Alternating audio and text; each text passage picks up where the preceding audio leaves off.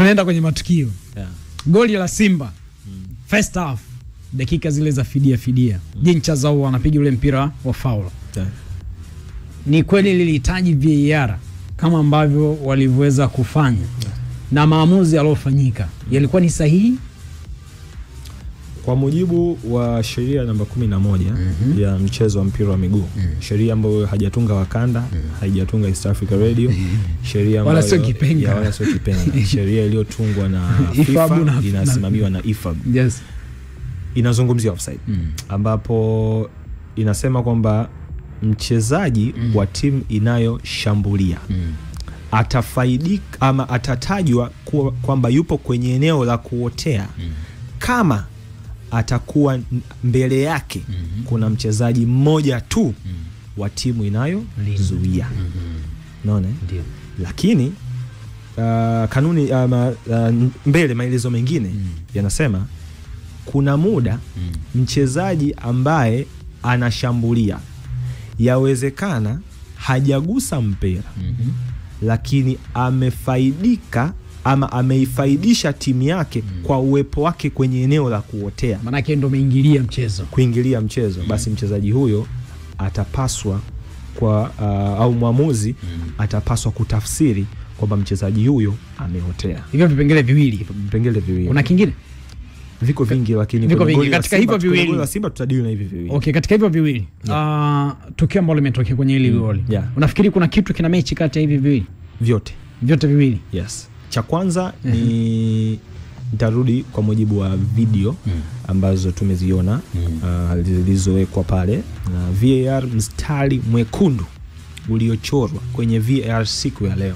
Mstari mwekundu ule wa kwanza kabisa ambao uliochorwa na wataalamu wa VAR waliokuwepo leo New Aman Complex. Walichora mstari ukionyesha wachezaji wawili wa Simba, Steve Dese na Kibu, wakiwa eneo la kuotea.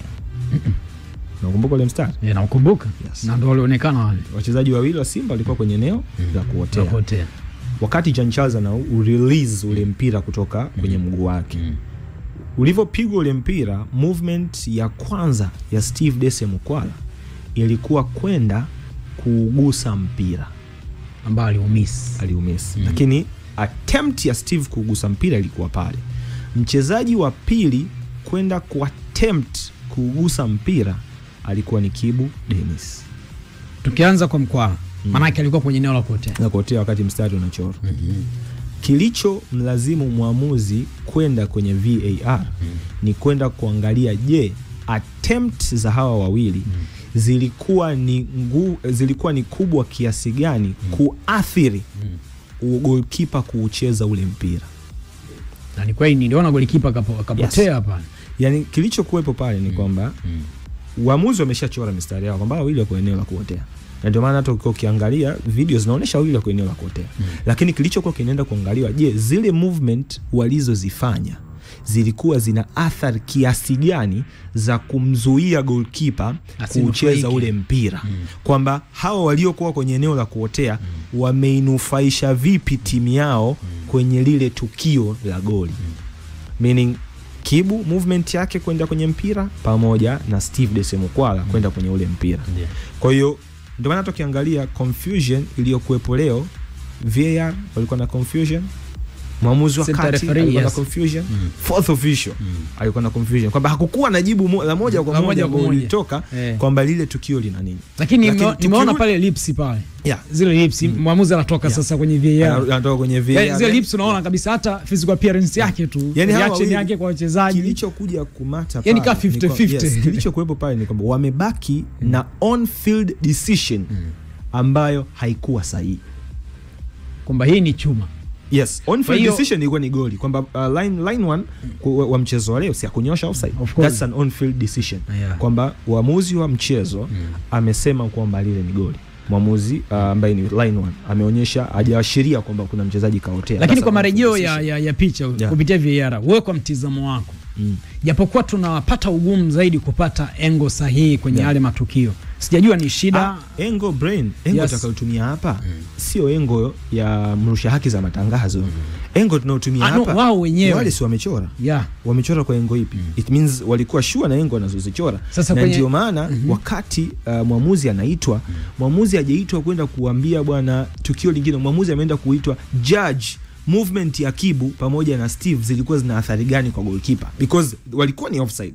Lakini embu tuambie movement zao kufuata ule mpira ulikuwa una athari kiasi gani kwa hawa watu, yani kiasi kwamba goalkeeper ameshindwa kuucheza huo. Wakanda hiyo ndo engo bana nizungumzia. Maana kama aliambiwa kwamba angalia wale watu wawili na ndio niliona movement zao na mpira huko pale pale.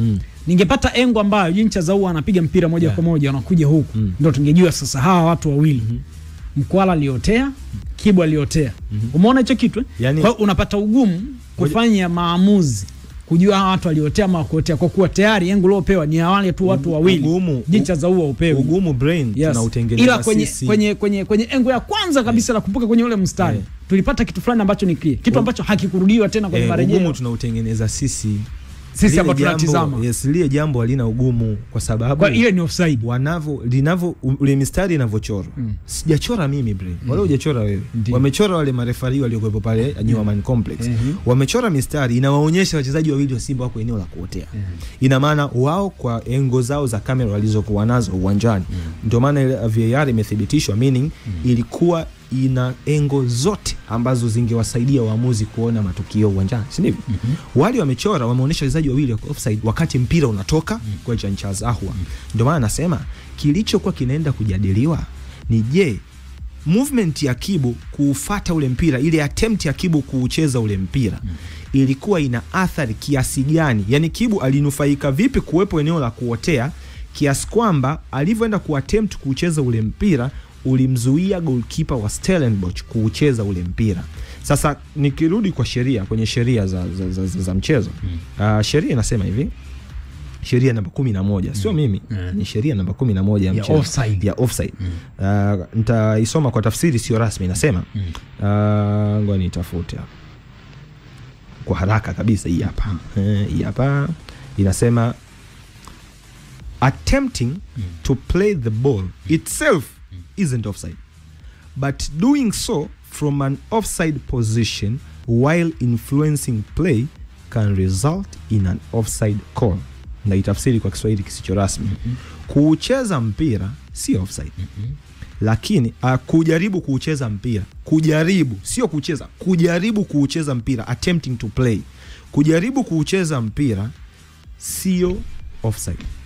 Lakini kujaribu kucheza mpira huku unavyotoka ulikuwa kwenye eneo la kuotea, hiyo itaresult kwa mwamuzi kuitafsiri kama offside.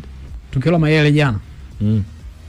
Pyramids wanapata goli anafunga nani? Ni tofauti na ile. Kwamba ametoka kwenye kuotea na rudi ndani. No, lile ni tofauti na ile. Ile ni kanuni nyingine ambayo inazungumzia deliberate and undeliberate. Kwamba ulidhamiria ama hukudhamiria ya kugusa na kwamba defender ni kweli alidhamiria kurudisha kwa goalkeeper. Maki pale narudi kwenye back pass. Back pass kwa mujibu wa sheria ni pass iliyodhamirika.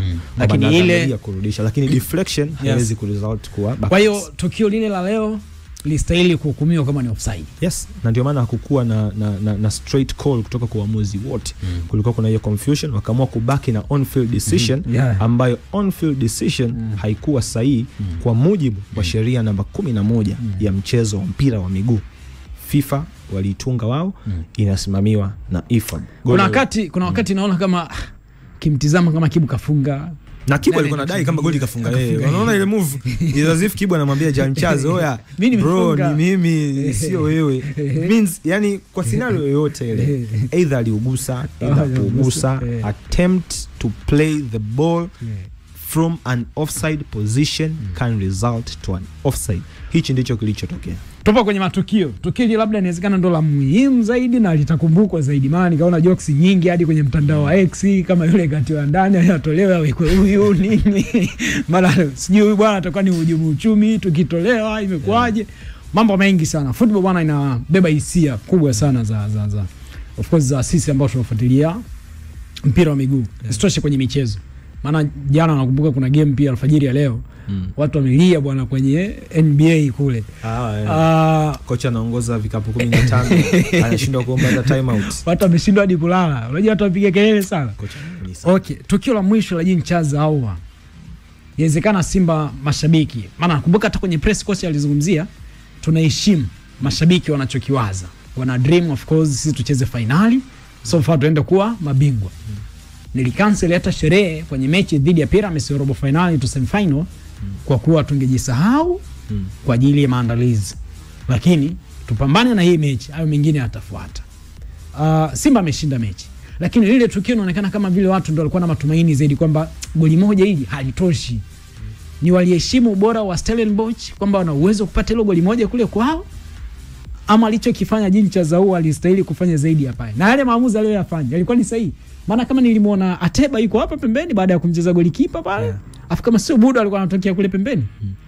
Alichokifanya Jean Charles kumpiga chenga goalkeeper ilikuwa ni brilliant idea. Yani alifanya kwa ufasaha mno. Zaishi ilikuwa ni finishing. Alifanikiwa kabisa kumpiga chenga goalkeeper. Lakini baada ya kumpiga chenga goalkeeper unafanya nini? Maamuzi ya mwisho. Yes. Jean Charles kapiga nje. Yani kwenye attempt ambayo wewe na goli yeye amepiga nje. Ni big chance ambayo inaweza ikadefine safari ya Simba kwenda finali. Stellenbosch kama nilivyosema hapo awali, goli moja kwa Stellenbosch ni mtaji mzuri. Kwa sababu kwa namna ambavyo Stellenbosch anacheza, ameshindwa kutengeneza attempt clear kwenye mchezo wa leo. Lakini ungeweza kuongeza mlima kwa Stellenbosch kwa nafasi ambazo ni sitters. Kuna chance ukiikosa, mfano pale anavompiga chenga goalkeeper, kipa angecheza, ingekuwa okay fresh, tunaelewa, tunaheshimu mpira, kipa amefanya save. Lakini ushampiga